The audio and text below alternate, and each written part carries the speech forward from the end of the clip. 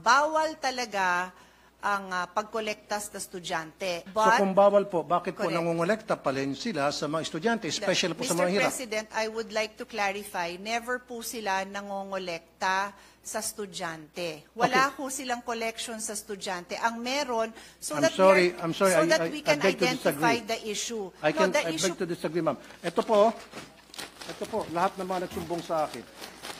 Sir, the issue, I don't These are the list of parents na nagsumbong sa akin, iba't ibang eskwelahan sa buong Pilipinas na kung saan sila po ay sapilitang kinukolektahan ng mga electric fan at kung ano pang mga gamit sa eskwelahan na meron man pong budget sa MOE ang DepEd for those things. Pero pagdating naman sa eskwelahan, kukolektahan mo ng kung ano-ano.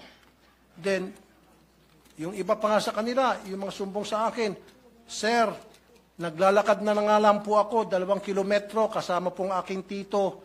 Wala po akong pampamasahe. Pudpud na nga po yung aking tsinela, sapatos. Pagdating doon sa school, ine-expect kami po ay magbigay ng para sa electric fan. Ito pa po, para sa kalaman ng marami. Kuminsan, pinapahiya pa po yung mga estudyante. Nagkakaroon po ng group chat. Nakalista doon sa group chat, sino-sino yung mga nagbigay at sino-sino pa hindi nakapagbigay. So yung mga hindi nakapagbigay, peer pressure, it's either gagawa ng remedyo para makapagbigay, masama sa listahan, matanggap ng grupo, or hindi na lang papasok kasi napapaya sila, magda-drop out na lang. Sayang yung feeding program. So what I'm trying to say here, Mr. President, napakasimple lang naman eh. Okay lang may PTA. In fact, wala akong wala akong against it sa PTA. Use it properly. Dapat yan, talagang nababantayan ng DepEd. Dapat yung PTA, gamitin lamang yan para pag-usapan po yung pong mga problema ng mga estudyante at mga guro para tingnan at i-monitor yung mga activities ng mga estudyante, yung kanilang academic performance. And this is the truth. Your Honors, siguro meron kang estudyante sa public school, may anak ka ba? Maybe wala.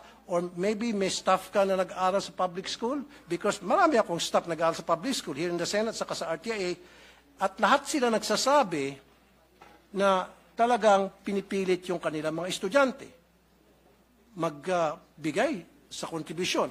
Pag hindi ka nag-contribute, anong consequence? Hindi ka na maging paborito ng teacher. Ikaw ay pwedeng maiwan, ikaw ay mag-scrub ng sahig. Ikaw ang mag-erase na mga nakasulat sa blackboard. Marami pa pagawa sa iyo. Pero kung ikaw nag-contribute, go home ka na, maganda pa ang grades mo. Yan po ang madalas na mangyari sa iba't ibang mga eskwelahan. At yan po'y documented. At yan po, in-interview ko po lahat ng mga staff ko na may mga estudyante sa public school na nire-require po talaga sa PTA pa lamang, binoboto na agad kung ano yung mga pwedeng ma-contribute, anong pwedeng may ayos sa eskwelahan. Just imagine, Mr. President, Your Honor, every single year, kailangan mag-contribute ang mga estudyante para sa electric fund.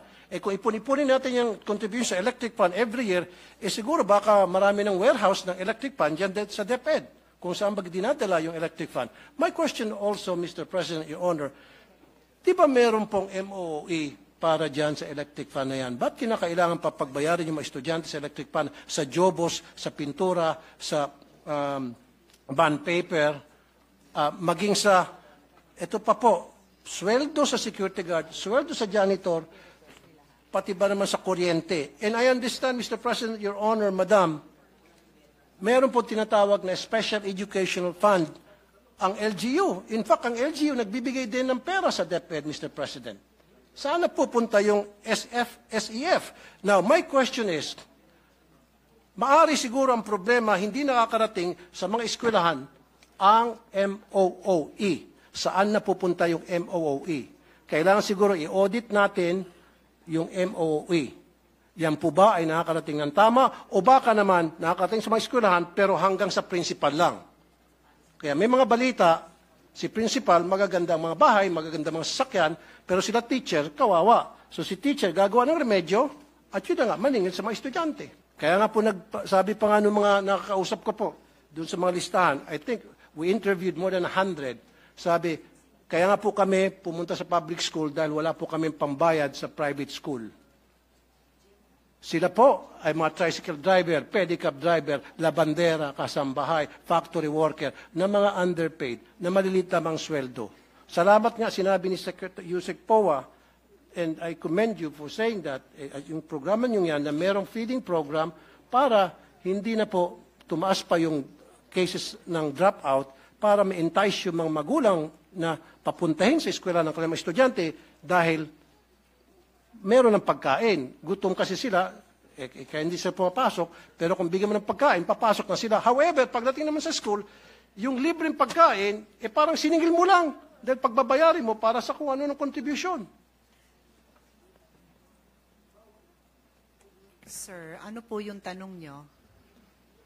I'm just making a statement, Mr. President, Your Honor, kung ano po yung sentimiento ng mga pumunta sa akin, mga magulang, libo na po sinasabi po sa akin. So what I'm saying is, we have to stop this wrong policy na kung saan nagbabiolate ng law ang kung ano-ano pong department order na ipinapalabas po ng DepEd para lamang pipilitin na makakolekta sa mga estudyante. Sabi pa nga ni Minority Leader Coco Pimentel, pag kinolekta mo estudyante, wala naman pera yung mga estudyante, parang sino kinukolektahan mo talaga? In essence, yung mga magulang.